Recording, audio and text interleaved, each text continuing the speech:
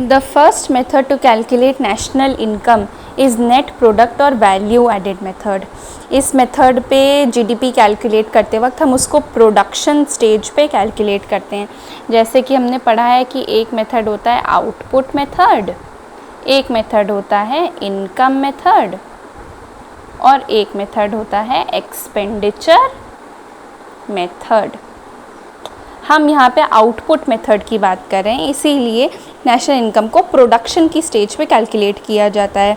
ये national income को sum total of net final output के फॉर्म में कैलकुलेट करता है फैक्टर कॉस्ट पे, क्योंकि बेटा प्रोडक्शन जिस भी चीज़ का हुआ है कमोडिटी का, वो मार्केट में गई ही नहीं तो मार्केट प्राइस की बात ही नहीं आती।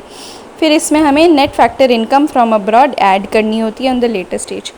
प्रोडक्शन यूनिट्स को हमें डिफ्रेंशिएट करना होता है between primary, secondary and tertiary sector, जिससे हमें gross value added at each stage पता चलती है। अब ग्रॉस वैल्यू ऐड करते वक्त हमें कुछ चीज़ों का ध्यान रखना चाहिए। These are the precautions that we have to take while including things in the national income. ये चीज़ें वो हैं जो इंक्लूड की जाएंगी नेशनल इनकम में, ये वो चीज़ें हैं जो नेशनल इनकम से एक्सक्लूड कर दी जाएंगी, यानी कि we don't calculate them while taking into consideration national income. सबसे पहले वो गुड्स जो हम खुद के लिए प्रोड्यूस करते हैं, प्रोड्यूस फॉर सेल्फ कंजम्पशन, उन्हें नेशनल इनकम में इंक्लूड करेंगे, क्योंकि वो भी तो प्रोडक्शन हुआ ही है इन द एंड। उसके बाद बात आती है own account production of fixed assets. हम कोई हाउस बना रहे हैं या अपने लिए कोई अलग तरह का फिक्स्ड एसेट बिल्ड कर रहे हैं, वो भी एक तरह का प्रोडक्शन है जो कि नेशनल इनकम में इंक्लूड किया जाएगा। इसके बाद imputed rent of owner occupied houses. हम अगर अपने खुद के घर में रहते हैं और हम रेंट नहीं भी पे करते तो उसकी इम्प्यूटेड वैल्यू को हम नेशनल इनकम में ऐड करेंगे। फिर बात आती है उन चीज़ों की जिसे नेशनल इनकम में नहीं ऐड किया जाता।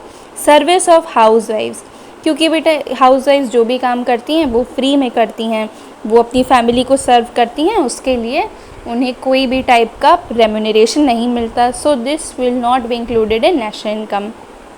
Cell and purchase of second hand goods. आपने कोई सेकेंड हैंड कार की सेल की इस साल, वो नहीं इंक्लूड होगा नेशनल इनकम में, क्योंकि पहले ही उसका प्रोडक्शन जब वो पहली बार सेल हुई तो वो इंक्लूड हो गया था नेशनल इनकम में, इसलिए डबल काउंटिंग हो जाएगी, तो हम इसे नहीं इंक्लूड करेंगे।